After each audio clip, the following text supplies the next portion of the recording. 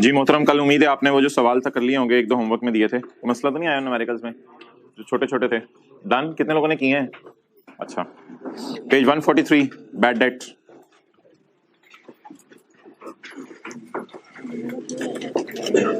A person shall be allowed अच्छा, bad debt minus करने की ना 4 शराइत हैं। पेज 143 पे है ये। बैड डेट माइनस करने की 4 शराइत हैं। अगर वो 4 शराइत पूरी हो जाए तो बैड डेट माइनस हो जाएगा। बैड डेट क्या होता है? खामोश रहेंद्रा। आपने एक कस्टमर को चीजें उधार पे बेची और बाद में वो कस्टमर पैसे लेके भाग गया। अब आपने चीजें उधार पे बेची, बाद में वो कस्टमर पैसे लेके भाग गया, तो ऐसी सूरत के अंदर जो है वो बैड डेट क्या खर्चे, चुप रहे ना, ये बुक नहीं ले लें प्लीज। जब वो कस्टमर पैसे लेके भाग गया, तो कस्टमर जब पैसे लेके भाग गया तो डेट इज कॉल्ड एज, बोलें, बैड डेट। जब वो बैड डेट हो गया तो सवाल ये अराइज होगा कि वो बैड डेट खर्चे के तौर पर माइनस करने की जाते या नहीं। तो उसके लिए 4 शराइत हैं। पहली शर्त, बैड डेट पास में इनकम में गया हो, वो मैं अभी बता देता हूं कैसे। नंबर 1, बैड डेट पहले पास में इनकम में गया हो। दूसरी शर्त, बैड डेट आपने अपनी अकाउंटिंग की बुक्स में भी राइट ऑफ कर दिया हो। क्या है? बैड डेट आपने अपनी अकाउंटिंग की बुक्स में भी राइट ऑफ कर दिया हो। रीजनेबल ग्राउंड्स हो कि वो बंदा पैसे लेके भाग गया है। रीजनेबल ग्राउंड्स हो कि वो बंदा पैसे लेके भाग गया है। और मैक्सिमम उतना बैड डेट माइनस कर सकते हैं जितना आपने अपनी अकाउंटिंग की किताबों में रिकॉर्ड किया है। तो 4 शराइतें बैड डेट माइनस करने की। नंबर वन, जल्दी जल्दी, लेट आने वाले जल्दी बैठे। 4 शराइतें बैड डेट माइनस करने की। वो बैड डेट, बात सुनने से, बात सुन, इधर उधर ना बात किया करो। बैड डेट माइनस करने की 4 शराइतें। बैड डेट पास में इनकम में किया हो, नंबर 1। नंबर 2, अकाउंटिंग वालों यानी अकाउंटिंग बुक्स में भी आपने राइट ऑफ कर दिया हो। नंबर 3, रीजनेबल ग्राउंड से कोई बंदा पैसे लेके भाग गया है। और नंबर 4, आपने टैक्स वालों की नजर में सिर्फ उतना ही बैड डेट माइनस करना है जितना अकाउंटिंग वालों की नजर में माइनस किया। क्लियर? अच्छा जी, बैड डेट पास में इनकम में कैसे जाता है? तो मोहतरम, सबसे पहले जब आप कस्टमर को चीजें बेचते हैं तो एंट्री करते हैं डेटर डेबिट सेल क्रेडिट, और फिर वो कस्टमर अगर पैसे आपको दे के ना जाए तो फिर आप एंट्री करते हैं bad debt debit debtor credit. पहले आपने रिसीवेबल रिकॉर्ड किया और सेल अपनी बढ़ा दी, फिर वो बंदा पैसे लेके भाग गया, आपने अपना एक्सपेंस रिकॉर्ड किया, ये डेबिट से मुराद एक्सपेंस है, और रिसीवेबल को कम कर दिया। तो बैड डेट देखें पास में इनकम में गया, तो ये मुराद है इससे। ठीक है जी। A person shall be allowed a deduction for a bad debt in a tax year if the following शराइत are satisfied. The bad debt was previously included in person's income from business. Income from business से मुराद है यानी उसकी cell में जा चुका है। सेल समझ लें, प्रीवियसली इंक्लूडेड इन सेल। तो पहली शर्त ये, बैड डेट पास में सेल में जा चुका हो। दूसरी शर्त, पॉइंट 2 छोड़ें, बी, द डेट पूरे 10 रुपए और अ पार्ट ऑफ डेट, जितने भी 7-8 रुपए, is return of in the accounts of the person in the year. तो वो बैड डेट आप अपनी किताबों में माइनस कर चुके हों। और रीजनेबल ग्राउंड्स हो कि वो बंदा पैसे लेके भाग गया है। और आखिरी शर्त अगले सफे पे, point 2, the bad date deduction for a tax year, the bad date deduction for a tax year shall not exceed the bad date return of in accounts of the person. Bad debt deduction accounts वाले bad debt से exceed नहीं करेगी। Accounts में जितने bad debt हैं, accounting से क्या मुराद है? अकाउंटिंग वालों का प्रॉफिट एंड लॉस। तो जितने अकाउंटिंग वालों ने पीएनएल में डाला है उससे ज्यादा बैड डेट आप माइनस नहीं कर सकते। मैक्सिमम उतनी बैड डेट माइनस कर सकते हैं। ओके, तो ये 4 शराइत क्या हो गई? जल्दी बैठे, 4 शराइत सुन लो भाई, लेट आने वाले 4 शराइत सुन लो। बैड डेट माइनस करने की 4 शराइत हैं। नंबर 1, पास में इनकम में जा चुका हो। नंबर 2, बोले बोले बोले बोले बोले बोले, अकाउंटिंग की किताबों में भी बैड डेट रिकॉर्ड कर दिया। नंबर 3, हाँ, क्या कहते हैं, रीजनेबल ग्राउंड्स होकर बंदा पैसे लेके भाग गया। नंबर 4, सिर्फ उतना बैड डेट माइनस कर सकते हैं जितना अकाउंटिंग किताबों में माइनस कर लिया, उससे ज्यादा बैड डेट माइनस नहीं कर सकते। चलें अगले सफे पे आए, पेज 144, एग्जाम्पल 1। अच्छा, एक चीज छोटी सी कल रहेगी थी, मैं फिर इसकी तरफ आता हूँ। एक ही दफा जगह बना दें जरा, एक ही दफा बना दें, और उधर हो जाए, एक ही दफा बना दें। ओके, सेक्शन 28 में एक चीज रहेगी थी, पेज नंबर 147, पेज नंबर 147, ये 3rd रो में भी जगह बना दें, 3rd रो में। जल्दी जल्दी जल्दी जरा। अच्छा मोहतरम, एक कॉन्सेप्ट हमने पढ़ा था कि, अगली रो में आ जाएं, कि रेंटल माइनस करने की इजाजत है। एक कॉन्सेप्ट हमने पढ़ा था, जल्दी जल्दी जल्दी सेट हो बैठे। अच्छा, एक कॉन्सेप्ट हमने पढ़ा था, अगर कोई एसेट लीज पे लें तो उसका रेंट माइनस करने की इजाजत है। अच्छा, यहां पे ना एक ना लोगों ने गड़बड़ शुरू कर दी थी, गड़बड़ ये शुरू कर दी थी कि उन्होंने ना कार परचेज नहीं की, क्योंकि आपको पता है अगर कार परचेज करें 25 लाख से ऊपर की, यानी अगर आप 60 लाख की कार परचेज करें, तो शायद आपको याद हो हमने पढ़ा था कि अगर कार परचेज की 60 लाख से ऊपर, एक मिनट इधर अटेंटिव रहें, अभी इधर देखें, अगर हमने कार परचेज की 25 लाख से ऊपर यानी 60 लाख की हमने कार परचेज की, तो आपको पता है परचेज जो गाड़ी होती है उसको डिप्रिशिएट करते हैं। तो डिप्रिसिएशन आपको याद होगा, शायद मैंने बात की थी, डिप्रिसिएशन जो है वो माइनस करने की इजाजत है सिर्फ 25 लाख की गाड़ी पे। तो अगर आपने 6 मिलियन की गाड़ी खरीदी है तो 2.5 मिलियन इसकी कॉस्ट लेंगे और डिप्रिशिएट भी 2.5 मिलियन को ही करेंगे, पहली बात। दूसरी बात, जब लोगों को ये पता चला कि गाड़ी खरीदेंगे तो गाड़ी खरीद के जो है वो हम माइनस करेंगे कितनी डिप्रिसिएशन, 60 लाख की गाड़ी खरीदेंगे और 25 लाख की डिप्रिसिएशन माइनस करेंगे। तो लोगों ने क्या किया, लोगों ने कहा परचेज छोड़ो, गाड़ी लीज पे ले लो, गाड़ी लीज पे ले लो। अब मिसाल देता हूं, वैसे तो आप लीज में थोड़ा इंटरेस्ट भी पे करते हैं, लेकिन फिलहाल तरह इंटरेस्ट को इग्नोर करें। आप 6 मिलियन की गाड़ी है, आपने बैंक से कहा मुझे लीज पे दो, बैंक ने कहा 6 सालों में आप 1-1 मिलियन दे दो। अब आप पहले साल 1 मिलियन रेंट दे रहे हैं, दूसरे साल 1 मिलियन रेंट दे रहे हैं, बताएं फौरन पैसे देके खरीदी या किराया देके खरीद, किराया देके ले रहे हैं, फिर अगले साल किराया दिया, फिर अगले साल किराया दिया। अब आपने करते करते 6 सालों में 6 मिलियन किराया रिकॉर्ड करके हर साल का मुझे 1-1 मिलियन किराया रिकॉर्ड करने दो। तो लॉ में करने का ये तुम लोगों ने 2 नंबरी शुरू की है, यानी जब मैंने रूल बनाया कि गाड़ी खरीदो 25 लाख से ऊपर की नहीं, तो तुम लोगों ने ये सोचा कि हम गाड़ी लीज पे ले लेते हैं 25 लाख से ऊपर की। खरीदी हुई गाड़ी को डेप्रिशिएट किया जाता है और लीज पे ली हुई गाड़ी का आपको पता है रेंट माइनस करने की इजाजत होती है। रेंट पे सेक्शन 28 जो कल पढ़े थे, page 147, rent paid by businessman to bank.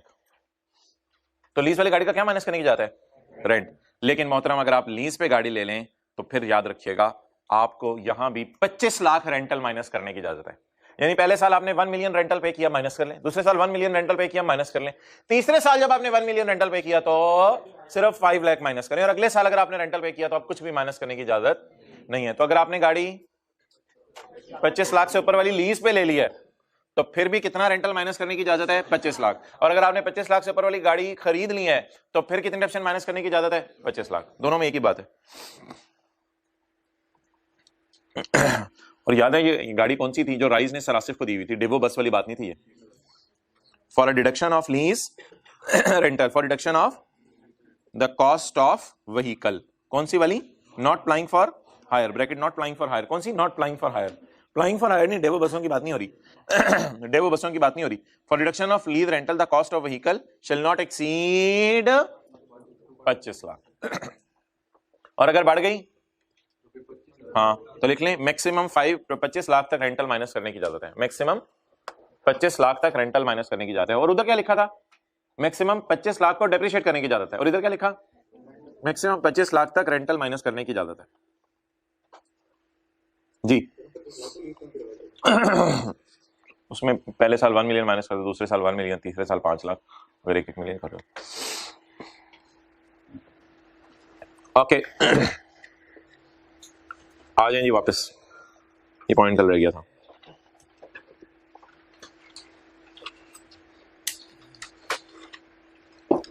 Okay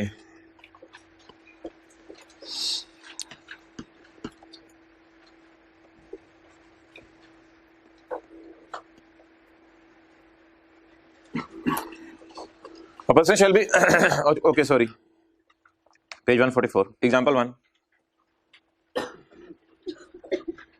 Metro Cash and Carry sold goods to a customer for ₹10 on credit and later on the debt was proved to be bad. Debtor debit sale credit, bad debit debtor credit. Clear? Customer को आपने चीजें बेची, कहां record की, cell में, बाद में customer पैसे लेके भाग गया, आपने उसको बैड डेट में डाल दिया। As the bad debt was previously included in income, देखें, as the bad debt was previously included in income, जैसे कि बैड डेट पहले इनकम में चला गया था, so bad debt shall be allowed as reduction, bad debt खर्चे के तौर पे माइनस करने की इजाजत है। लेकिन एक ऐसा सिनेरियो जहन में लाएं जहां बैड डेट पास में इनकम में ना गया हो, ऐसा भी हो सकता है जी, बिल्कुल। Metro Cash and carry provided loan of 6 to one of its employee, आगे पढ़े, आगे ना देखें और स्क्रीन पे भी ना देखें। मेट्रो ने अपने एम्प्लॉय को लोन दिया, सोचें क्या एंट्री करेंगे, एम्प्लॉय को लोन दिया, लोन रिसीवेबल डेबिट, वो तो बैंक से लोन लेते हैं तो एंट्री होती है ना, कैश डेबिट लोन क्रेडिट। लेकिन अगर किसी को लोन दे तो क्या एंट्री होती है, loan receivable debit cash credit. तो मेट्रो वाले हैं, जनरल स्टोर है मिसाल के तौर पे, या होलसेल की इनकी दुकान है, इन्होंने अपने एम्प्लॉय को लोन दिया। एम्प्लॉय ने आके कहा यार ओनर मेरी शादी है, उन्होंने कहा कितने पैसे चाहिए, एम्प्लॉय ने कहा जितने आप दे सकते हैं, उन्होंने कहा 6 रुपये मेरी तरफ से उधार वापस कर देना शादी के बाद। Metro Cash and Carry provide loan of ₹6 to one of its employ and letter on उस दिन से एम्प्लॉय नजर नहीं आ रहा जिसने से 6 रुपये लिए हैं, उस दिन से नजर नहीं आ रहा, भाग गया। लोग कहते हैं जी वो अपने गांव में भी नहीं मिलता, पता नहीं किधर चला गया। And letter on employ run away with the money. तो जी उधार जब दिया होगा क्या एंट्री की होगी, जब रीजनेबल ग्राउंड्स अवेलेबल हो गए होंगे कि अब ये बंदा नहीं मिल सकता तो क्या एंट्री की होगी, बैड डेट डेबिट। लेकिन मोहतरम इस एंट्री की देखें ना, बाय डिफॉल्ट ये नेचर है कि ये पास में इनकम में नहीं गई, ये पास्ट में इनकम में नहीं गई। अब क्या करें, अब मोहतरम एक शर्त पूरी हो रही है कि बैड डेट अकाउंटिंग, एक शर्त पूरी हो रही है कि बैड डेट अकाउंटिंग के बुक्स में राइट ऑफ हो गया, ये अकाउंटिंग के बुक्स में मैंने एंट्री की है। दूसरी शर्त भी पूरी हो रही है, जितना बैड डेट अकाउंटिंग के बुक्स में राइट ऑफ हुआ है उतना ही टैक्स वाले तो माइनस करने देना चाहिए इनको। और तीसरी शर्त भी पूरी हो रही है, रीजनेबल ग्राउंड है कि वो बंदा नहीं मिल सकता। लेकिन चौथी शर्त यहाँ वायलेट हो रही है, पास्ट में ये लोन इनकम में नहीं गया। तो पास्ट में जब ये लोन इनकम में नहीं गया, इसका मतलब है ये बैड डेट माइनस करने की इजाजत नहीं है। वैसे लोग इस पर एतराज करते हैं, बड़ा जेन्युइन सा बैड डेट है बेचारे बिजनेसमैन का, और एम्प्लॉय को लोन उसने गुड फेथ में दे दिया था, लेकिन बहरहाल लॉ मेकर कह रहा है ये खर्चा माइनस करने की इजाजत नहीं है। As the debt was not previously included in income, क्योंकि बैड डेट देखे ना इनकम में गया ही नहीं, ये एंट्री ही इस तरह नहीं होती कि पिछले साल सेल रिकॉर्ड हुई हो, क्योंकि बैड डेट पिछले साल इनकम में नहीं गया। So bad debt shall not be allowed as deduction, bad debt खर्चे के तौर पे माइनस करने की इजाजत नहीं है। ओके नेक्स्ट जी। अच्छा लेकिन इस सिनेरियो में ना एक इदारे को बैड डेट माइनस करने की इजाजत है और वो बैंक है, वो आपको शायद समझ आ गई हो बात। इस सिनेरियो में भी, ये जो मैं भी पढ़ाने लगा हूं, इस सिनेरियो में भी यानी कि एम्प्लॉय को लोन दिया और एम्प्लॉय लोन लेके भाग गया, तो ऐसे सिनेरियो में सिर्फ एक इदारा ऐसा है जिसको ये माइनस करने की इजाजत है। वो इदारा कौन सा होगा, बैंक, क्योंकि बैंक का काम ही सारे लोगों को लोन देना है। तो अगर अपने एम्प्लॉय को लोन दे दे तो असल में बैंक जब सारे लोगों को लोन देते हैं ना, तो वो लोग लोन लेके भाग जाएं तो वो बैड डेट माइनस करने की इजाजत होती है, क्योंकि बैंक का तो काम ही लोगों को लोन देना है। बैंक के लिए तो रोजाना ये कॉमन सी बात है कि लोगों को बैंक ने लोन दिया था, लोग पैसे लेके भाग गए। तो अगर एम्प्लॉय को लोन दे तो एम्प्लॉय भी पैसे लेके भाग गए, तो बैंक कहेगा होता रहता है मेरे साथ। क्या कहेगा, होता रहता है मेरे साथ, आदत होगी अब तो मुझे, अब तो फील भी नहीं होता, अजीब है। अच्छा जी, एमसीबी प्रोवाइडेड लोन टू, अब तो आदत सी होगी है टेस्ट ना देने की, तो ना दे तो कुछ फील भी नहीं होता। MCB provided loan to one of its customer of ₹6 and letter on the debt prove to be, लेकिन भाई ये इदारे का नाम एमसीबी है ना, ये तो फाइनेंशियल इंस्टीट्यूशन है, इसलिए although the debt is not previously included in income. देखें ऑल्दो पास में इनकम में नहीं गया, देखें जब मैं देखें का कह रहा होता तो मतलब होता है कि मुंह को ऐसे करना है, देखें दो के पास्ट में इनकम में नहीं गया, लेकिन बट सब आपको पता है हर जगह आ जाते हैं, but still allowed as deduction because the loan provider is a, so done आ जाएंगे पिछले सफे पे। पॉइंट 2 पढ़ ले, ये पॉइंट 2 है ना, ये है in the books of bank या in the books of financial institution, books of bank, यानी बैंक की किताबों में ये एडजस्टमेंट होगी, ये हर बिजनेसमैन के लिए नहीं है। A person shall be allowed reduction for bad debt in a tax year if the following conditions are satisfied. The debt was for a money से मुराद है लोन मनी लिख लें, loan money for a loan lent by a bank in deriving income from business. Bank ने loan दिया हुआ income from business कमाने के लिए। ये डिराइविंग इनकम फ्रॉम बिजनेस पता नहीं क्यों इस साइड पे चला गया, लोन देने का मकसद होता है इंटरेस्ट कमाना, तो वो बता रहा है बस डिराइविंग इनकम फ्रॉम बिजनेस, बस इतना सा। वैसे काफी था, ये अगली बात ऐसे कंफ्यूज भी करती है। तो in the books of bank for a money lent by, जो पैसे आपने फाइनेंशियल इंस्टीट्यूशन ने उधार दिए हैं, बाद में वो बंदा लेके भाग गया, तो ये बैड डेट माइनस करने की इजाजत है। वैसे ये उधार दिया क्यों था बैंक ने, सोचा था उधार देंगे, उधार से इंटरेस्ट कमाएंगे, लेकिन इंटरेस्ट क्या कमाना था, वो बंदा पैसे ही लेके भाग गया। इन डिराइविंग इनकम फ्रॉम बिजनेस को ब्रैकेट में आप ले सकते हैं, क्योंकि मेन बात इससे पहले हुई है। ओके हर गए अगले सफे पे आए। Point 3 bad debt recovery. Bad debt recovery हमारी मेन डिस्कशन शुरू होने लगी है। अच्छा इससे पहले ना जरा एक बात बता दें, कल आपसे जाते जाते की थी, बहुत कोशिश की थी कि लेक्चर में कुछ एक्स्ट्रा आपको पढ़ा दिया जाए, लेकिन आप लोगों का प्रोग्राम ही नहीं था कल, तो पेज 136 के टॉप पे आ जाएं। और आप लोग गमगीन भी हुए थे क्योंकि आप लोग 1.5 घंटा प्लान करके बैठे थे और जब सुनने पे आए तो 15 मिनट पहले फ्री हो गए। अच्छा जी, following format is to be used in the text numerical for fixed asset या फॉर बाकी एडजस्टमेंट्स भी समझ लें। हाँ जी, कौन सा पेज है? 136। अच्छा एक बात बताइएगा, अकाउंटिंग वालों की डिप्रिसिएशन और अकाउंटिंग वालों का लॉस प्रॉफिट तक पहुंचते हुए क्या हो चुका होता है? लेस हो चुका होता है, यानी अकाउंटिंग वालों के खर्चे लेस हो चुके होते हैं। तो अकाउंटिंग डिप्रिसिएशन को या अकाउंटिंग वाले लॉस को सही करने के लिए क्या करते हैं? ऐड करते हैं। क्लियर? क्वेश्चन नंबर 2, टैक्स वाले कहेंगे, इसको आपने हमारे कहने पे रिवर्स कर दिया, बहुत अच्छी बात है। अब हम आपको रिकॉर्ड करने देंगे। टैक्स वाले कौन सा वाली डिप्रिसिएशन रिकॉर्ड करने देंगे? जरा सोच के बताएं। टैक्स रूल्स वाली। और टैक्स वाले कौन सा वाला लॉस माइनस करने देंगे? टैक्स रूल्स वाला। तो देखिएगा, अकाउंटिंग डिप्रिसिएशंस ऐड होती हैं और टैक्स वालों की डिप्रिसिएशंस लेस होती हैं। अच्छा, अकाउंटिंग लॉसेस खर्चा होने की वजह से ऐड होते हैं और टैक्स वालों के लॉसेस। अच्छा, आप थोड़ी सी गेन्स की बात करें। सोचिए जरा, अकाउंटिंग वालों का गेन कैसे उल्टाना है, मैं बात करना चाह रहा था। अच्छा कोई मसला नहीं। अकाउंटिंग वालों का गेन कैसे उल्टाना है, सोचें जरा। अकाउंटिंग वालों का गेन कैसे उल्टाना है? एक्सेलेंट। अकाउंटिंग वालों का गेन प्रॉफिट तक क्या हो चुका होगा? ऐड हो चुका। आए में तो मुंह हिला लें। अकाउंटिंग वालों का गेन प्रॉफिट तक पहुंचते हुए क्या हो चुका होगा? ऐड। अकाउंटिंग वालों का गेन कैसे उल्टाएं? लेस करके। और टैक्स वालों का गेन ऐड करके। तो क्या यहां पे खड़े होके मैं इस नतीजे पे पहुंच सकता हूं कि अकाउंटिंग वालों के खर्चे अगर उनमें कोई मसला हो वो ऐड करते हैं और टैक्स वाले जो खर्चे चाह रहे होते हैं वो लेस करते हैं? और क्या मैं ये भी कह सकता हूं कि अकाउंटिंग वालों के गेन्स लेस करके उल्टाते हैं और टैक्स वालों के गेन्स ऐड करके रिकॉर्ड करते हैं? आई रिपीट, क्या मैं यहां पे खड़े होकर ये कह सकता हूं कि प्रॉफिट तक पहुंचते हुए अकाउंटिंग वालों के खर्चे माइनस हो चुके होते हैं, वो ऐड करने होते हैं, और टैक्स वालों के खर्चे लेस करने होते हैं? और प्रॉफिट तक पहुंचते हुए अकाउंटिंग वालों के गेन्स ऐड हो चुके होते हैं, वो लेस करने होते हैं, और टैक्स वालों के गेन रिकॉर्ड नहीं हुए होते, वो रिकॉर्ड करने होते हैं। क्लियर? तो बता दें जी, अकाउंटिंग वालों का लॉस या डेप्रिसिएशन क्या करनी है? ऐड।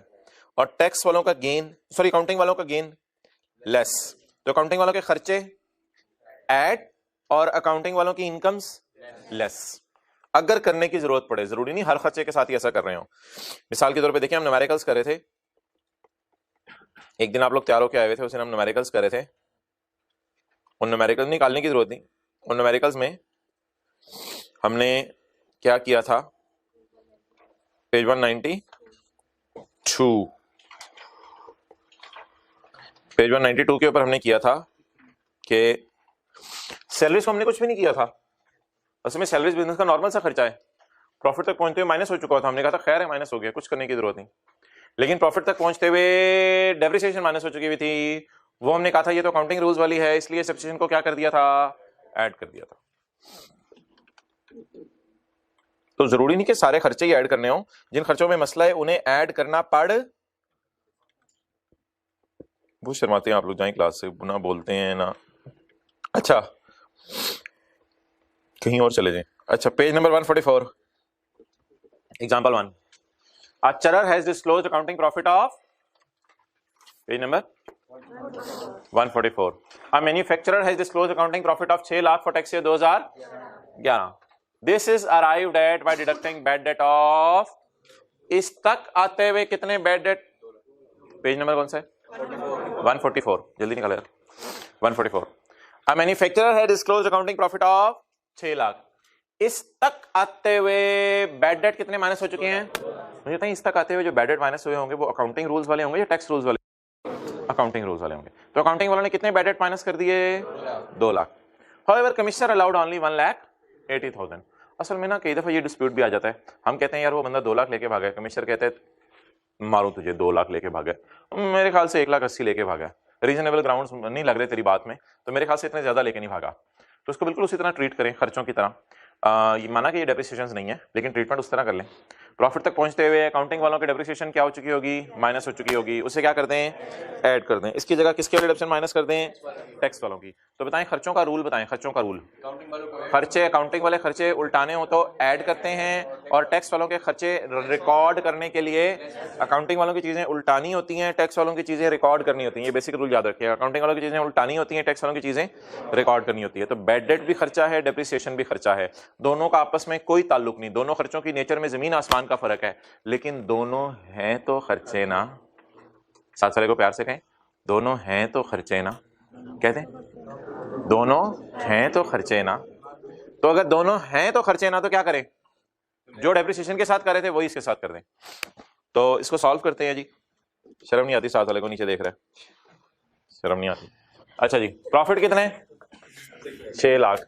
आप कहीं आंसर जो है वो 10 सफे आगे होते हैं, वहां पहुंचे होते हैं, तो यहाँ जो नीचे है वो क्यों इसमें नजर पड़नी हमारी। अच्छा जी, बताएं जी, अकाउंटिंग वालों का प्रॉफिट, इनकम फ्रॉम बिजनेस निकाल रहा हूं मैं, अकाउंटिंग प्रॉफिट कितना जी, 6 लाख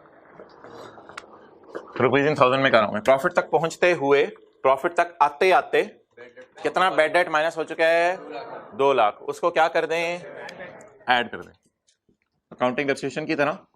अकाउंटिंग बैड डेट कितना, 2 लाख। यह उदास हुआ है, इसको चला दूं। अच्छा, उदास ही रहने दें, हाथ दोगी। हाउएवर कमिश्नर का सी बड़ा करें, पेपर में भी सी बड़ा लिखना है आपने। However commissioner allowed only 1,80,000 as bad. Commissioner ने 1,80,000 खर्चे के तौर पे माइनस करने दिया जी। अकाउंटिंग वाले, अच्छा दोनों को डिफरेंस नहीं निकाला करना, 20,000 से हम कुछ करते नहीं, नहीं बस इसी तरह चलना है। अकाउंटिंग वालों का खर्चा उल्टा दिया ऐड करके, और टैक्स वालों का खर्चा, टैक्स डेप्रिसिएशन या टैक्स वालों का बैड डेट, टैक्स, चुप रहे, टैक्स वालों का बैड डेट कितना है जी, 180। लो जी, प्रॉफिट शूट अप करके किस पे पहुंच गए, 6,20,000 पे। हम समझ रहे थे 600 पे टैक्स देंगे, लेकिन वे चीते टैक्स किस पे देना पड़ा, 6,20,000 पे। हीरे घर वाले कह रहे होते हैं मेरा चांद, और इधर आके टैक्स नहीं दे रहा होता। चलें आगे चलें।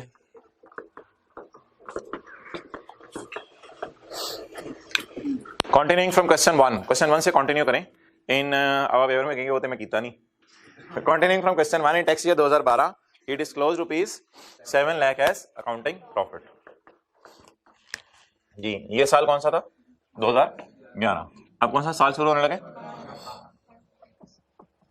जी, बोले भाई। अकाउंटिंग वालों का प्रॉफिट क्या आया ना, कैमरा उधर ना लेके जाओ, बुक्स इनके पास घरों में पड़ी हैं। अकाउंटिंग वालों का प्रॉफिट कितना आया है, 7 lakh.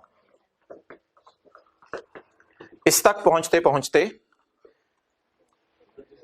He disclosed 7 lakh as accounting profit। इस तक पहुंचते पहुंचते 25,000 रिकवरी पिछले साल वाला डेटर, जो हम कह रहे थे 2 लाख लेके भागे, रशीद था पैसे लेके भाग गया था। हम कह रहे थे 2 लाख लेके भागे, लेकिन टैक्स वाले कह रहे थे नहीं 180 लेके भागे।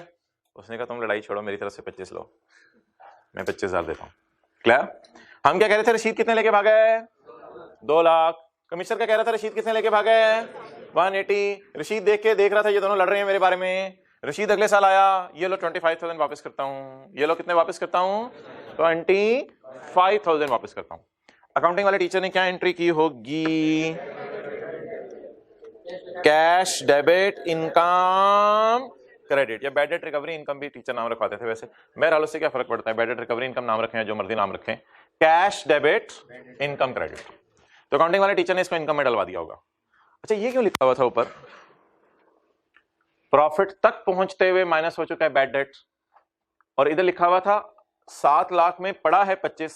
यार जाहिर बात है खर्चे माइनस हो गए होते हैं, तो अकाउंटिंग वालों के खर्चे माइनस हो गए होते हैं, इसलिए उसने लफ्ज लिखा था this is arrived at 6 lakh तक आते आते डिडक्ट हो चुका है खर्चा। लेकिन यहाँ क्या है, यहाँ खर्चा नहीं है, यहाँ क्या है, इनकम है। तो इनकम के लिए उसने क्या लफ्ज लिखा है, डिडक्ट हो चुकी है या शामिल है, शामिल है।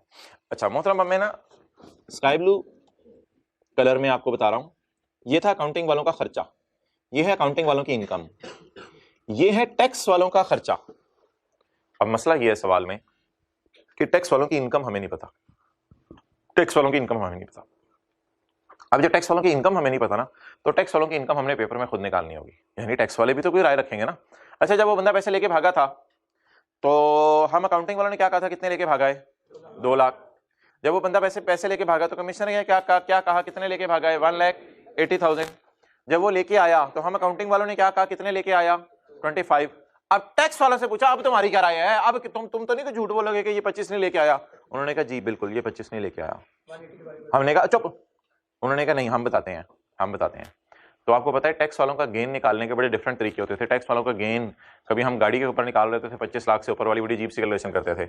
अगर बिल्डिंग की कंसिडरेशन कॉस्ट से बढ़ जाती थी और गेन निकाल रहे थे बड़ी अजीब सी कैलकुलेशन करते थे। अब अकाउंटिंग वालों का खर्चा भी गिवन है, अकाउंटिंग वालों की बैड डेट रिकवरी इनकम भी गिवन है, उसमें तो कोई मसला नहीं।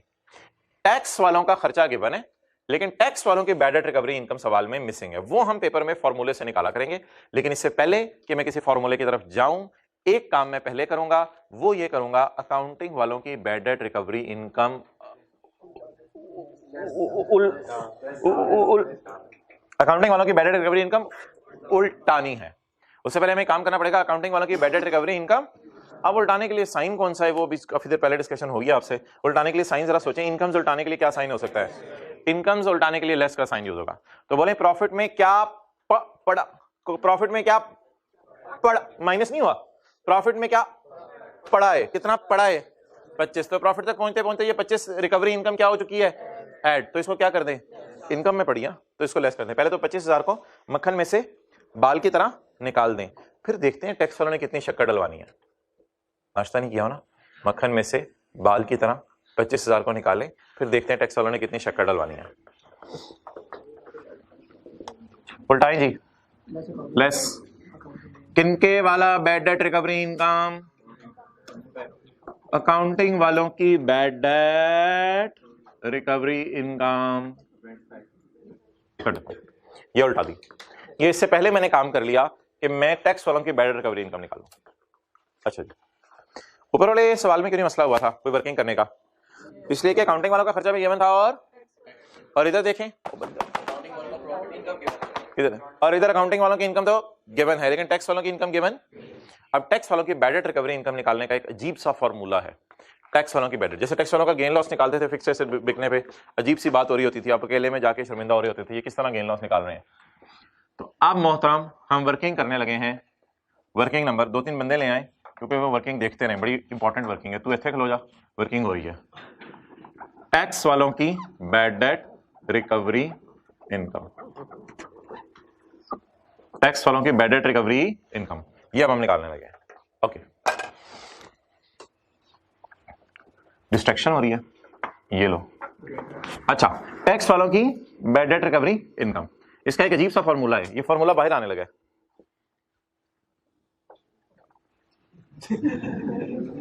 शर्मा रहा है यार, तो शर्माया ना कर इतना। अच्छा जी, ये हंसी के आफ्टर शॉक्स होते हैं। अच्छा जी,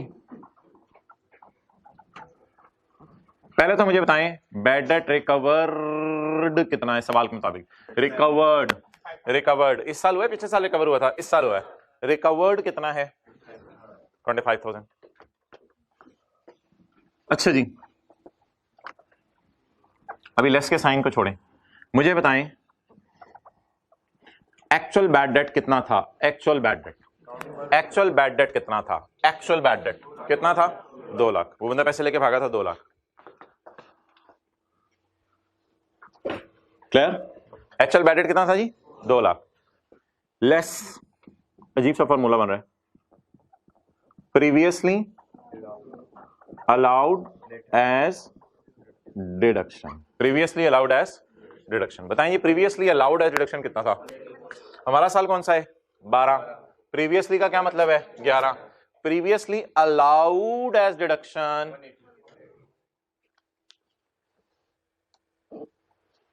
प्रीवियसली अलाउड एज खर्चा, प्रीवियसली अलाउड एज खर्चा, या इधर से भी नजर आ रहा है वैसे। प्रीवियसली अलाउड एज खर्चा कितना था 180। क्लियर? अच्छा, अब 200 में से 180 को क्या करना है? अजीब सा फॉर्मूला है, 200 में से 180 को लेस करना है। अच्छा, क्या जवाब आएगा? एक 25 में से 20 को क्या करना है? लेस करना है। क्या जवाब आया? ये 5 क्या है? बोले ये 5 क्या है? टैक्स वालों की नजर में बैड डेट रिकवरी। अकाउंटिंग वालों की नजर में कितनी थी 25, टैक्स वालों की नजर में कितनी आ गई 5। मुझे बता दें टैक्स वालों की इनकम्स, टैक्स वालों के गेन्स रिकॉर्ड करने होते हैं या रिवर्स? रिकॉर्ड करने होते हैं रिवर्स। टैक्स वालों की इनकम्स, टैक्स वालों के गेन्स रिकॉर्ड करने होते हैं या रिवर्स? रिकॉर्ड के साइन के साथ, प्लस के साइन के साथ। मैं इसलिए तुझे पास आके पूछ लिया, तेरे मास्क पहना हुआ था। अच्छा तो क्या करने होते हैं बोले? रिकॉर्ड करने होते हैं। रिकॉर्ड करने के लिए ऐड करेंगे। लेवल चेक करें ए का, ये जज्बाती हो गया है। टैक्स वालों की बैड डेट रिकवरी इनकम, 25 ने गुरी मारी 5 को। भाई तू कहां से आ गया? पाने का चुप, तो बड़ी मुश्किल से आया हूं, शुक्र कर आ गया हूं। ओके चलें जी, जवाब 680। अच्छा यार, सारी कैलकुलेशन की ना एक लॉजिक है, वो लॉजिक जरा देख लें। लॉजिक देख लें इस कैलकुलेशन की। लॉजिक की वैसे जरूरत नहीं है, असल में इस फॉर्मूले की डेरिवेशन आपको बता रहा हूं, ये फॉर्मूला बना क्यों। अकाउंटिंग वाले ने पहले साल खर्चे में कितना डाला? बोले 200। टैक्स वालों ने कितना खर्चे में डाला? 180। देखो इधर अकाउंटिंग, ये वैसे ही कर रहा हूं। इसको नोट नहीं करना आप लोगों ने, इसको डब्बे में ले लेता हूं और एंड पे डब्बा बंद कर देंगे। अकाउंटिंग वालों के ख्याल से पहले खर्चा कितना था? 200। अकाउंटिंग वालों की नजर में पहले साल खर्चा कितना था? 200। टैक्स वालों की नजर में पहले साल खर्चा कितना था? बोले बोले बोले। टैक्स वालों की नजर में पहले साल खर्चा कितना था? पहले साल खर्चा 180। अगले साल अकाउंटिंग वालों की नजर में रिकवर कितना हुआ? Recover 25 income. अकाउंटिंग वालों की नजर में अगले साल रिकवर कितना हुआ? 25। टैक्स वालों ने काफी मुश्किल से साइंस मार मूर के क्या कहा कि नहीं, कितना रिकवर हुआ है? 5। ये सिर्फ वाहिद फिगर होगी जो आपको वर्किंग से निकालनी पड़ी थी, इसके अलावा बाकी सारी फिगर सवाल में अवेलेबल हुआ करेगी। ठीक है जी। अब अगर मैं यहां खड़ा हूं, यानी 2013 के पहले दिन या 2012 के आखिरी दिन, जो भी आप समझ लें, मैं यहां पे खड़े होके मैं जरा नजर मार रहा हूं, इम्बैलेंस हो गया, चलो। अच्छा, यहां पे खड़े होके अगर मैं नजर मार रहा हूं तो मुझे बताएं अकाउंटिंग वालों ने कितना डाला है खर्चे में? ओवरऑल 175। ओवरऑल अकाउंटिंग वालों ने ओवरऑल खर्चे में कितना डाला है? 175। खर्चे में कितना डाला? 200। दे के कितना गया? 25। तो कितना ओवरऑल खर्चे में गया? अच्छा, टैक्स वालों ने कितना खर्चे में डाला? 180। कितना खुशी के तौर पे रिकॉर्ड किया? 5। ओवरऑल खर्चा 175। तो असल में पता है वजह क्या थी? असल में वजह ये थी कि हम चाहते ये हैं कि अगर वो बंदा पैसे दे जाए ना, तो फिर ये लड़ाई खत्म हो जानी चाहिए 180 और 200 वाली। ये लड़ाई में कितने रुपए का गैप था? 20 का। और लड़ाई खत्म करते हुए भी कितने रुपए का गैप लाना पड़ेगा? जब ये लड़ाई खत्म करते हुए 20 का गैप लाया, लड़ाई हुई तो कितना गैप आया? 20 का। लड़ाई खत्म करें तो कितना गैप लाएं? 20 का। उधर एक्सपेंसेस में गैप लाए थे, इधर किसमें गैप लाएं? ओवरऑल इफेक्ट क्या हो जाएगा? निल हो जाएगा। ठीक है। अब अगर दूसरे साल के एंड पे मैं खड़ा होकर पूछता हूं कि ओवरऑल कितना खर्चा हुआ? 175। पता नहीं, नेट करना आता है ना चीजों को। ओवरऑल कितना खर्चा हुआ? 175। और टैक्स वालों के पॉइंट ऑफ व्यू से भी ओवरऑल खर्चा 175। तो बहरहाल इस बात को जो है वो इग्नोर करें। मैं साफ कर लूं, आदि जानते इधर उसका मोबाइल है, वो नहीं, उसका कोई फर्क नहीं। सर लॉजिक मिटानी है, और लॉजिक अभी LOGIC मिटाना था। चलो बैठो। अच्छा, ये बात तो अपनी जगह थी, इसको छोड़ेंगे। इस फॉर्मूले की क्या रीजन थी?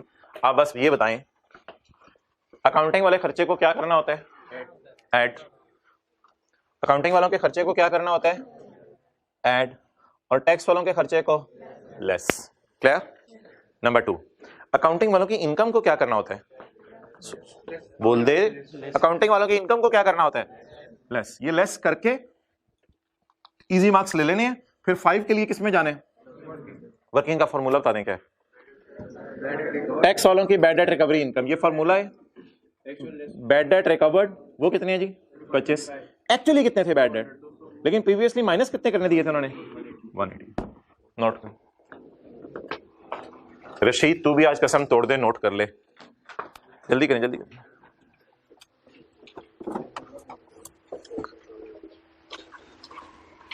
जल्दी करें। रजिस्टर निकल रहे, कैलकुलेटर हाथों में आ रहे, बॉल पॉइंट्स पकड़ने लगे। आप लोग शो देखने आए हुए थे सुबह के।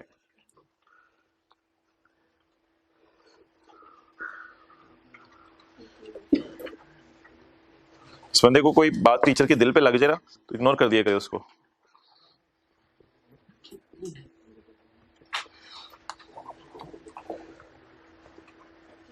अच्छा, कितने लोगों को लग रहा होता है तकरीबन सारी बातें मेरे बारे में ही हो रही हैं? 1 2 3 4 5 6 7। ठीक है, फिर इसका मतलब काफी लोगों को लग रहा है ना। 1 2 को लग रहा होता तो फिर मसला था।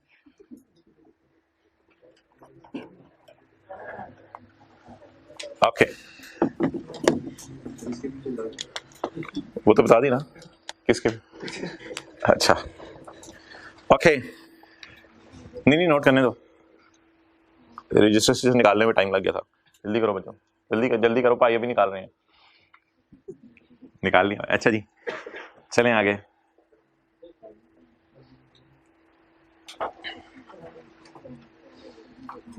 आओ जी पढ़ें। Point 3, where bad debt reduction has been allowed in a tax year। कौन सा साल? 2011 था ना। where bad debt reduction has been allowed in a tax year and in subsequent year, वो कौन सा है? the person recovers any amount। Recover कितनी की है यार? 25,000। and the person recovers any amount। वो जो लड़ाई हुई थी अकाउंटिंग और टैक्स वालों की, वो बंदे ने लड़ाई खत्म करवा दी 25,000 देके। यार 25,000 पकड़ो, तुम क्यों लड़ रहे हो? खर्चा 2 लाख है या 1,80,000 है, 25,000 पकड़ो। डिसाइडेड है कि खर्चा 1,75,000 है, ऐसे ही मतलब है ना। लेकिन 1,75,000 कहीं आपको नजर नहीं आ रहा सवाल के अंदर, वो तो वैसे मैंने बात कर दी। खर्चा था कितना? 2 लाख, दे के कितना चला गया? 25,000। तो एक्चुअली खर्चा है कितना? 1,75,000। और अभी जो मैंने लॉजिक समझाई थी उनमें दोनों की नजर में खर्चा भी 1,75,000 ही आ रहा था। बहरहाल इसको छोड़े।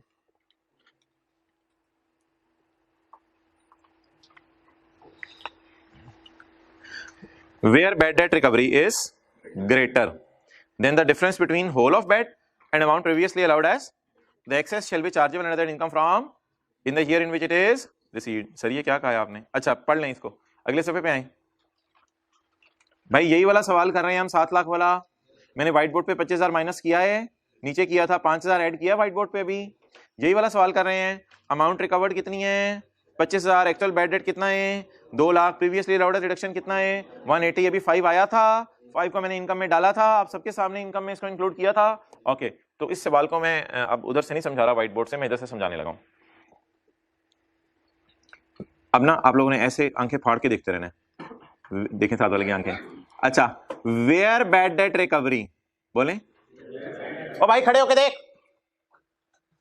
वो डर गया ना, नहीं डांटता है, खड़े होके देख। नहीं देख रहा था तू। Where bad debt recovery is greater than the difference between whole of such bad debt and the amount previously allowed as difference। ये आ गया difference। the excess shall be chargeable under the head income from business in the year in which it was received। where bad debt recovery, पायन बोलो, where bad debt recovery is greater, where bad debt recovery is, ये 25 greater है ना, किससे greater? Difference between the two, difference between whole of such bad debt and amounts previously allowed as. where bad debt recovery is greater than the difference between two, the excess shall be chargeable under the head chargeable, add करेंगे under the head income from in the year in which bad debt is recovered। Okay, इसको ना जरा बार बार ना revise करना है। Where bad debt recovery is greater than the difference between these two, the excess shall be chargeable under that income from in the year in which it was recovered. एक बार बता दें इंग्लिश में। Where bad debt recovery is greater than difference between whole of such bad debt and amount होंट लाले amount previously allowed as reduction, the excess shall be chargeable under the head income from in the year in which it is recovered। अच्छा यार, खुदा ना खास्ता अगर सवाल में कुछ ऐसा सिनेरियो बनता कि, देखते जाइएगा, अगर सवाल में कुछ ऐसा सिनेरियो बनता कि डिस्क्लोज करता प्रॉफिट 7 लाख, ठीक है, और इसमें शामिल होता 13,000 का बैड डेट। सवाल वही चल रहा है, लेकिन 25,000 देके गया 13,000। अब मेरी बात गौर से सुननी है, पहले इजी मार्क्स गेन करें। अकाउंटिंग वालों की बैड डेट रिकवरी उल्टाएं, बोले अकाउंटिंग वालों की बैड डेट रिकवरी किसी को याद आ रहा है अकाउंटिंग वालों की बैड डेट रिकवरी किस साइन से उल्टाते हैं? पहले तो इजी मार्क्स गेन करें ना। अकाउंटिंग वालों ने इनकम में कितना डाला, टैक्स वाले कहेंगे इनकम से निकालो, मक्खन में बाल निकलने लगा है, देखते रहे सारे बाल निकलने लगा है, बाल निकला। क्लियर? कबाब में से हड्डी निकल गई, अब बस केचप डालनी है उस पर, उसके लिए थोड़ी मेहनत करनी पड़ेगी। आगे चलेंगे, आगे आगे सोचें आप कि अब एक फॉर्मूला लगाना है हमने। फॉर्मूला आपको पता है बड़ा जबरदस्त किस्म का फॉर्मूला है, इसको फॉर्मूला नंबर 1 भी कहते हैं। ये फॉर्मूला नंबर 1 है। अमाउंट रिकवर्ड कितनी है?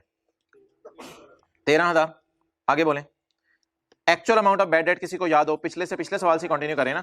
Actual amount of bad debt 2 lakh, previously allowed as reduction 180, difference 20,000। 13 में से माइनस ही होगा ना, ये देखें ये भी माइनस का साइन है, ये भी माइनस का साइन है। 13 में से माइनस होगा 20, क्या जवाब आ गया? 7,000। क्या जवाब आ गया? 7,000। अब मोहतरम, हम तो समझ रहे थे टैक्स वालों की बैड डेट रिकवरी आएगी, हम तो समझ रहे थे टैक्स वालों की बैड डेट रिकवरी आएगी, वो बाद में स्लैश डाल के लिखना पड़ा। ये तो टैक्स वालों की नजर में भी लॉस आ गया। बैड डेट रिकवरी कहां आई? ये तो उल्टा टैक्स वालों की नजर में क्या आ गया? लॉस आ गया। अब इंग्लिश पढ़ते हैं, अपने से बनाते हैं इंग्लिश लॉ में ना जाके पढ़ें। Where bad debt recovery, where bad debt recovery is less than the difference between these two. Where bad debt recovery is less, 20,000 से लेस है ना।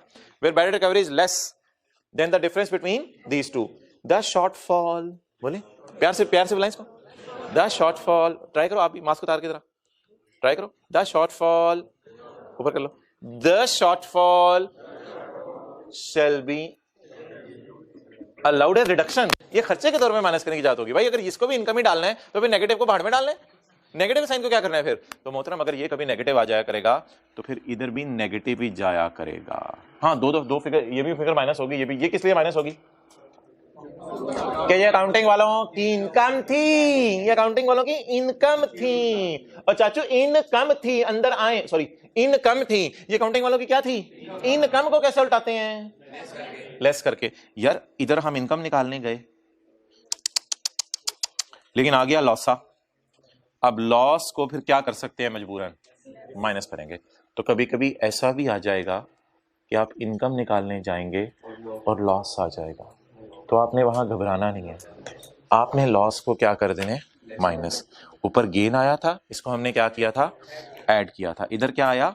लॉस। लॉस को क्या करना है? माइनस। बस अब आपने ना एक लाइन लगानी है साथ वाले की किताब पे, बस एक लाइन जो मैं आपको बताने लगा हूं, बड़े प्यार से लगाइएगा लाइन साथ वाले की किताब पे। ये ना ऐड कर देना है गेन और लॉस को लेस कर देना। ये लाइन आपने साथ वाले की किताब पे लगानी है बस। जी मोहतरम, आप कुछ फरमा रहे हैं? अच्छा लेकिन यार एक बात याद रखिएगा, फॉर्मूले से कभी जवाब पॉजिटिव भी आ सकता है। पॉजिटिव आया तो ऐड कर देंगे, और फॉर्मूले से कभी जवाब। लेकिन एक बात याद रखिएगा हजरात, अकाउंटिंग वालों की रिकवरी इनकम हमेशा लेस ही कीजिएगा। ये साथ वाले से हाइलाइटर लेना पड़ेगा। अकाउंटिंग वालों की रिकवरी इनकम हमेशा लेस ही कीजिएगा, लेकिन टैक्स वालों की नजर में फॉर्मूला लगा के कभी कभी और कभी कभी प्रॉफिट आया करेगा, और कभी कभी क्या आया करेगा? ये बड़ी कमाल की चीज होगी है। 2 जगह हाइलाइटर यूज हुआ है और एक जगह जो है बॉल पॉइंट इस्तेमाल हुई है, 2 जगह। ओके, वापस आ जाए, वापस आ जाए, वापस आ जाए, जल्दी जल्दी जल्दी, जितने दिख होती होते। सॉरी, ओहो सॉरी यार, it was intentional slip of tongue. Point B, पढ़े पढ़े पढ़े पढ़े पढ़े। Where bad debt recovery 13,000। Where bad debt recovery कितनी कितनी कितनी बोलो? 13,000 इज लेस देन 20,000। 20,000 कैसे आया? और चाचे बैड डेट रिकवरी कितनी है? और बोलो 13,000। डिफरेंस कितना आ रहा था? 20। वेयर 13,000 इज लेस देन 20,000 कैसे आया था वैसे? डिफरेंस लिया था 2 लाख का और 1 लाख। द शॉर्ट फॉली, खुश हो जाता है देगा ऐसी बातों से ये। The shortfall shall be allowed as खर्चा under that income from business. जिस साल बैड डेट रिकवर हुआ, जिस साल बैड डेट रिसीव हुआ, ये मैंने कहा हुआ था, आप लोग घरों में बैठे हुए थे, मैंने कहा था इकट्ठे आप घर से तशरीफ ले आए किसी दिन टाइम निकाल के, तो इकट्ठे इधर बैठ के पढ़ लेंगे, इसलिए ये सेक्शन छुड़वाया हुआ था। अच्छा,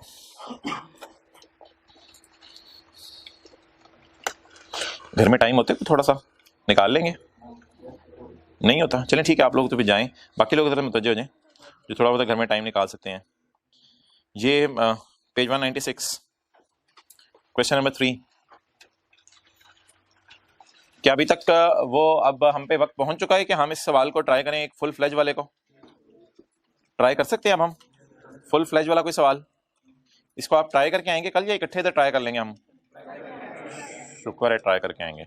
अच्छा, ये पढ़ के आएंगे कौन से खर्चे अलाउड है नॉट अलाउड है, या कोई एडलेस की ट्राई भी करके आएंगे? लेवल है आपके साथ वाले का यार।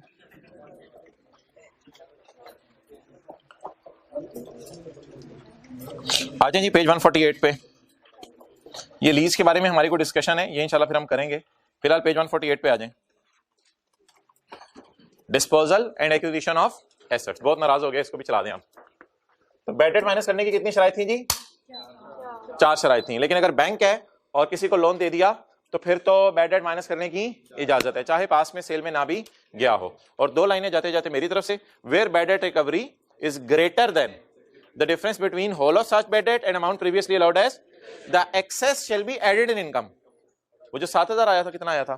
7,000 नहीं 5,000। The excess shall be added in income and where the bad debt recovery is less than the difference between whole of bad debt and amount previously allowed as, the shortfall shall be allowed as deduction under the income from business। तो formula कभी जवाब positive देगा, कभी जवाब negative देगा। Positive देगा add कर देंगे, नेगेटिव देगा लेस कर देंगे। सारे मोहतरम ऊपर देखें section 75।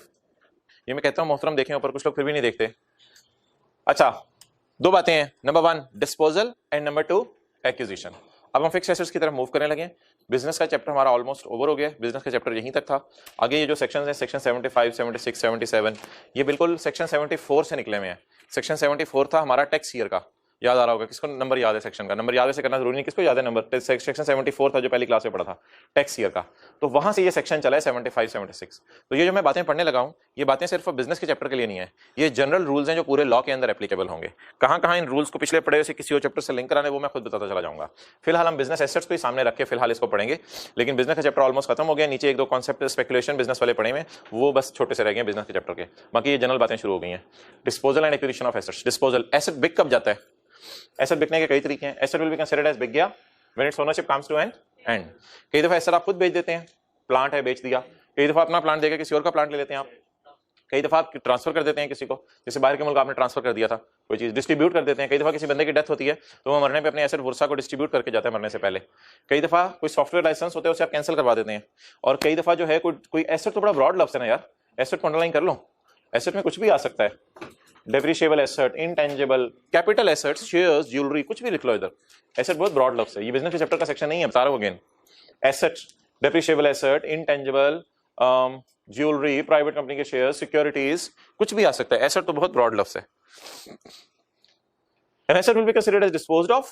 Number 1, when it is sold, exchanged, transferred or distributed, cancelled, destroyed, समझ आ गया? Lost, गुम हो गया आपसे, एसेट था आपसे गुम हो गया। एक्सपायर, कोई सॉफ्टवेयर लाइसेंस था वो एक्सपायर हो गया। अक्सर मोबाइल्स में आपके सॉफ्टवेयर एक्सपायर हो जाते हैं, फिर दोबारा फ्री वर्जन हम ढूंढते हैं। और सरेंडर्ड, ये चोर डाकू आए, उन्होंने आके हवाई फायर मारा, आप डर गए, आपने कहा मेरी तरफ अगला फायर मारोगे, उन्होंने कहा हाँ, आपने कहा ये लो, सरेंडर। एसेट क्या कर दिया? सरेंडर कर दिया। बोल लिया आपने, चलो अब मैं बोल लूं। पॉइंट 2, ये मरने के ऊपर जो एसेट ट्रांसफर होते हैं औलाद को, वरसा को, ये वो बात हो रही है। The transmission of an asset on succession or will shall be considered as disposal at the time of transmission. यानी कि ये भी डिस्पोजल समझी जाएगी, लेकिन डिस्पोजल किसके लिए? It will be considered as disposal for मैयत, फॉर मैयत।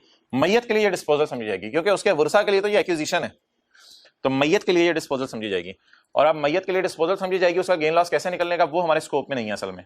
तो बस ये एक डिस्पोजल का सिनेरियो है जो आपको पता होना चाहिए। और भी एसेट डिस्पोज होने के तरीके हैं जी, बिल्कुल अभी तो खत्म नहीं हुआ, अभी तो शुरू हुए एसेट बिकने के तरीके। और एसेट जान छुड़ाने के क्या तरीके हैं? ये एसी लगा हुआ है, दिखाओ जरा एसी, अबू बकर एसी दिखाओ। ये एसी लगा हुआ है, ये एसी प्रिंसिपल साहब कॉलेज के ओनर घर उतार के ले गए, तो बिजनेस की नजर में ये एसी डिस्पोज हो गया। इसको शायद ड्राइंग भी कह सकते हैं या कुछ भी कह दें। बहरहाल ये प्रिंसिपल घर लेके चले गए, it is also called as disposal. The application यानी ले जाना। किधर लेके जा रहे हो मुझे? मेरा क्लास में दिल लगा हुआ था, अच्छे खासे बच्चे आ जाते हैं क्लास में रोजाना, मैं खुश हो जाता हूँ। चुप चुप चपेट मारो, उतारो इस एसी को, ले जाओ। The application of a business asset to a will be considered as when the asset is put to personal use, जब घर लेके चले गए। Where a business asset. अच्छा, कई दफा ऐसा होता है कि घर में कोई चीज पड़ी होती है, आप लोग उसे बेचते भी नहीं और घर से बाहर फेंकते भी नहीं, तो आप उसे छत पे फेंकाते हैं, तो इसको कहते हैं डिस्कार्ड करना, लेकिन पड़ी उधर ही होती है बिजनेस में। तो कहते हैं अगर आप किसी एसेट को डिस्कार्ड कर दो, अपने ही दफ्तर में कहीं फेंक दो, अक्सर आपने दफ्तरों में आगे पीछे जाए, पीछे कुर्सियों को ढेर लगे हुए हैं, कोई टेबलें पड़ी हुई हैं, कोई टूटी हुई, अब ना, और या फिर उनको डिस्कार्ड ना करो, पड़ी रहें और उनको इस्तेमाल बंद कर दो। यानी कई चीजें होती हैं इतनी पुरानी हो जाती हैं, घर में पड़ी होती हैं, कोई बैठता भी नहीं और अम्मी की वजह से फेंकने की हिम्मत भी नहीं होती। तो या किसी चीज को आप डिस्कार्ड कर दो, या बिल्कुल रिस्पेक्ट दिया करें, उस चीज को रखा करें, वालदा ने कह रही है। तो where a business asset is discarded or ceases to be used, it will be considered as it is, समझा जाएगा ये कितना बिक गया है। कितने का बिका है ये भी हम पढ़ेंगे, कितने का बिका है ये अलग सवाल है, फिलहाल क्या समझेंगे, ये बिक गया है। Disposal can include disposal of a part of an asset. किसी ने जहाज देखे, जहाज देखे कभी? जहाज में कुर्सियां भी होती है ना, तो कई दफा लोग जहाज नहीं बेचते, उसमें से निकाल के कुर्सियां बेच देते हैं, ये जहाज के पर बेच दिए, खुली खुद ही उड़ जाएगा। A disposal can include a disposal of a part of an asset.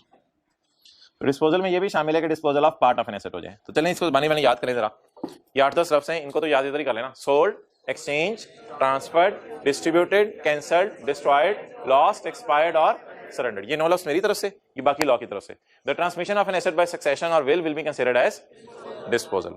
और जाती बिजनेस एसेट घर ले जाना, is also called as disposal. जहां कोई एसेट इस्तेमाल करना बंद करते हैं, it is also called as disposal. और डिस्पोजल में ये भी शामिल है एक, तो ये साथ साथ याद करते रहा करें यार, बेडेड रिकवरी आपको याद होगी उम्मीद है, बेडेड की 4 शराइत भी किसी हद तक आपको इधर बैठे बैठे याद हो गई हैं, बस हिम्मत करके ये पॉइंट आपको याद हो गए हैं, ये आपने याद करने हैं, ये याद करके जाएंगे। अच्छा, एक्विजिशन, एक्विजिशन क्या होता है? बोले बोले बोले, एक्विजिशन क्या होता है? खरीदना, बेचना, खरीदना।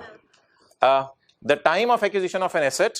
अच्छा, खरीदने पे उसने कुछ ज्यादा लंबी वैसे बहस नहीं की, खरीदने में उसने 2 बातें की हैं, बाजार से जाके खरीद लो, और एक ऑप्शन ये है कि ये एसी घर ले छोड़ आए और घर से कॉलेज में लाके पंखा लगा दिया मिसाल के तौर पे, या घर से कॉलेज में लगा के कोई स्टैंडिंग एसी लगा दिया, तो घर से भी एसेट इधर आ जाए तो वो तो एक्विजिशन में जाएगा ना। तो the time of acquisition of an asset is the time when a person begins to own it. जैसे ही आप एसेट को ओन करने लग जाए तब आपका एसेट बन जाता है। यानी इसीलिए आपको बिल मिल गया, आपने गाड़ी में डाला, आप ओन कर लिया, आपने कुर्सियां खरीदी, ट्रक के अंदर लोड हुई, आपने उनको ओन करना शुरू कर दिया, including the time for grant of right. कई दफा आप चीज खरीदते हैं, उसको इस्तेमाल करने का हक आपको मिल जाता है, लेकिन आप इस्तेमाल नहीं करते। मिसाल के तौर पर आपने घर खरीद लिया, उसको इस्तेमाल करने का हक आपको मिल गया, लेकिन आप खुद ही जाके इस्तेमाल नहीं कर रहे, तो उससे कोई फर्ज नहीं, आपने बाय तो कर लिया ना। तो कुछ चीजें मिल जाती हैं और उनके मिलने के बाद उनको इस्तेमाल का हक भी आपको मिल जाता है, ग्रांट ऑफ राइट, लेकिन आप अपनी सुस्ती करते हैं, उसको इस्तेमाल करना शुरू नहीं करते, उससे कोई फर्क नहीं पड़ता। तो समझ लिया जाएगा आपने खरीद लिया है। और in the end application of a personal asset to business use. बताइए ये घर से बिजनेस में जा रहा है या बिजनेस से घर में जा रहा है? ये वाला कौन सा था? ये बिजनेस से घर जा रहा था। और ये वाला क्या है? घर को क्या हो गया? घर से बिजनेस में आ रहा है। Clear? The application of a personal asset to business use shall be considered as acquisition when the asset put to business use. जिसने घर से बी लिखा है ना, उसके आगे बिजनेस लिख दें, क्योंकि उस घर जाके ये बी याद नहीं रहना। उसने कहा घर से बॉल, बॉल से घर, क्योंकि 2 दिन बाद तो उसने किताब खोलनी होती है, परसों का पढ़ा और एक्चुअल रिवाइज करते हैं, फिर उसे कहाँ ये चीजें याद आनी है। और जो आज ही ताजा ताजा फ्रेश खस्ता तिल वाला नान फौरन खा लेता है, उसको तो मजा इतना आता है, वो तो घर बैठते ही बात करता है। Where bad debt recovery is greater than the difference between the whole of such bad and amount previously allowed as reduction, the excess shall be added under the income from business in the year in which it is received. मुझे तो याद है, मैंने क्या पढ़ना है। अच्छा, definitions, मुझे से मेरा टीचर था इस मिसाल में। Point 7 in this section, business asset कौन सा होता है और personal asset कौन सा होता है? Business asset means an asset held wholly or partly for business, including stock, including depreciable assets, including का मतलब है और भी चीजें आ सकती हैं, intangibles, कुछ भी। Personal asset is an asset held for personal use. अब मेरा आपसे एक सवाल है, एक एसेट है जो सिर्फ यूज हो रहा है घर में, वो किस डेफिनेशन में फॉल करेगा? एक एसेट है जो सिर्फ यूज हो रहा है बिजनेस में, उसको बिजनेस कहेंगे। एक एसेट थोड़ा सा बिजनेस में यूज हो रहा है, थोड़ा सा घर में यूज हो रहा है, वो जरा बता दें कहां गिरेगा? उसको हमने पर्सनल में डालना पसंद नहीं किया, उसे हमने किस में डालना पसंद किया? और बिल्कुल बिजनेस में डाल के हमने देखा था न्यूमेरिकल्स के अंदर, उसकी कॉस्ट को पकड़ा था, डेप्रिशिएट किया था, फिर तकसीम भी कर दिया था कि कितने डिफरेंट किसके लिए है। ठीक है, ये 2-3 लाइनें पढ़ के खत्म करें। Section 76, this section shall establish the cost of asset. ये सेक्शन किस मकसद के लिए बना है जी? कॉस्ट ऑफ एसेट बताएगा। कॉस्ट ऑफ एसेट क्या होती है? बता दें, बता दें, बता दें, बता दें। एसी खरीदने के खर्चे बताएं यार, FR1 इंट्रो वाली बातें शुरू हो गई हैं, जल्दी करें। एसी खरीदने के खर्चे, FR1 इंट्रो नहीं भी पड़ी हुई कोई मसला नहीं। एसी खरीदने के खर्चे, ट्रांसपोर्टेशन, हाँ एक तो बिल हो गया ना एसी का, ट्रांसपोर्टेशन, इंस्टॉलेशन और जो भी जरूरी खर्चे हैं इसको लाने के दफ्तर तक, these all will be a part of cost of asset.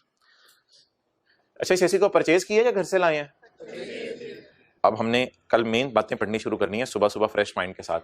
Purchase करने वाला आसान है, घर से लाने वाला आसान है, प्रोड्यूस करने वाला, बाहर का लोन लेके चलाने वाला और बड़ी सी चीजें कल हमने पढ़नी है। तो फिलहाल सिर्फ एक सादा सी बात कर लेते हैं जो हमने अकाउंटिंग में भी पहले पढ़ी हुई है, the cost of purchase. Purchase का क्या मतलब है? खुद बनाया या बाजार से खरीदा है? तो अगर कोई एसेट आप बाजार से खरीद लें तो इसकी कॉस्ट कैसे निकलेगी? Total amount given for the asset. किसको देंगे total amount given for the? To supplier, जिससे जाके टू शॉपकीपर, जिससे जाके आप चीज खरीदेंगे। Total amount given to shopkeeper including the fair value of consideration given in kind. इसका क्या मतलब है? हो सकता है आप एसी खरीद के आप बाटर सिस्टम शुरू कर दें, आप एसी लें और आपके मेरी जेब में कायदे आजम नहीं है तो एसी ऐसा करो 4 ले दो, 4 दे दो मुझे, वो बाहर गाड़ी खड़ी है तुम रख लो, तो 4 एसी मुझे दे दो, मेरी गाड़ी तुम रख लो, मैं रिक्शे पे इंशाल्लाह चला जाऊंगा, तो एसी पे चला जाऊंगा। क्या हो गया भाई को? Including the fair value of consideration in kind. लेकिन किस इनकी fair value? Eight the time the asset is acquired. तो लिख लें cost of purchased AC, cost of purchased AC. मिसाल के लिए असिस्टेंट कमिश्नर नहीं होता AC, air conditioner. The cost of purchased air conditioner is the amount given for the asset $2, या फिर आप डॉलर्स के पास जाएं तो फेयर वैल्यू ऑफ कुर्सियां गिवन, फेयर वैल्यू ऑफ लिख लें कुर्सियां गिवन, कंसिडरेशन इन काइंड को अंडरलाइन करके। पैसे हमारी जेब में नहीं थे, हमने क्या दे दी? कुर्सियां मारी दे दी, sorry.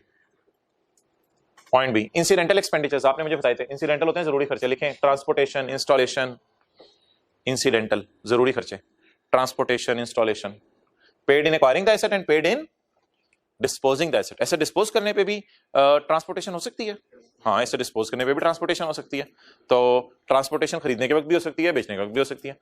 And expenditure paid to alter और इंप्रूव द एसेट का मतलब बता दें, एंड एक्सपेंडिचर टू ऑल्टर और इंप्रूव द एसेट।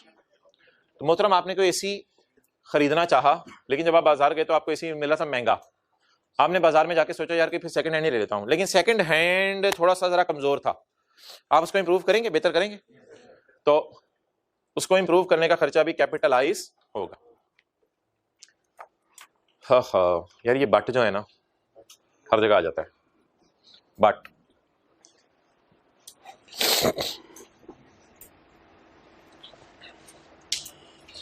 यार ये लफ्ज पढ़ के ना कोई 2 वर्ड बोले,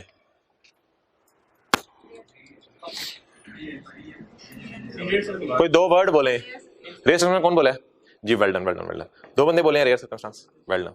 ठहर जो यार, ये ले 50 रुपए आपको, वेल डन। ये लफ्ज मैं आपसे सुनना चाह रहा था। अब साथ वाले को कौन ही रशीद क्या हो जाता है यार, बोतल ही पी लेते आज हम। But shall not include any expenditure which is fully allowed as, लेकिन वो खर्चा इसमें शामिल नहीं है जो फुली अलाउड एज। अगर आप लोगों ने कोई एसेट खरीदा तो उसको छोड़ें, उस पर कोई इंसिडेंटल खर्चा किया, उसको इंप्रूव करने का खर्चा किया, और टैक्स वाले कह दें कि पहले साल ही सारा खर्चे में डाल लो। असल में उसने बी एंड सी पता क्यों लिखा है? ए इसलिए नहीं लिखा कि ए तो हमने ऑलरेडी पढ़ लिया हुआ है डेप्रिसिएशन के सेक्शन में कि पूरे एसेट की कॉस्ट को भी वो खर्चे में डाल सकते हैं, तो पूरे एसेट की कॉस्ट को आप लोगों को पता है खर्चे में डाला जा सकता है, ये हमने डेफिनेशन के सेक्शन में पढ़ा था। लेकिन बी और सी में ट्रांसपोर्टेशन वगैरह और ऑल्टर इंप्रूव करने का खर्चा भी अगर टैक्स वाले चाहें तो लिख लें रेयर सर्कमस्टांस। रेयर सर्कमस्टांस में वो कह सकते हैं कि पूरा खर्चे में डालो, लेकिन वैसे आमतौर पे पूरा खर्चा में डालने देंगे या एसेट की कॉस्ट में ऐड करेंगे? The cost shall be sum of, आमतौर पे एसेट की कॉस्ट में ऐड करेंगे। बट तो मींस अजीब सी बात होने लगी है बट के आगे। जाएं साथ वाले को लेके टेस्ट रूम में। अल्लाह हाफिज। ओहो सॉरी। अच्छा भाई वो सिकंदर वाला सवाल याद से करके आने, कल आप कीजिएगा, फिर हम डिस्कस करेंगे क्लास में।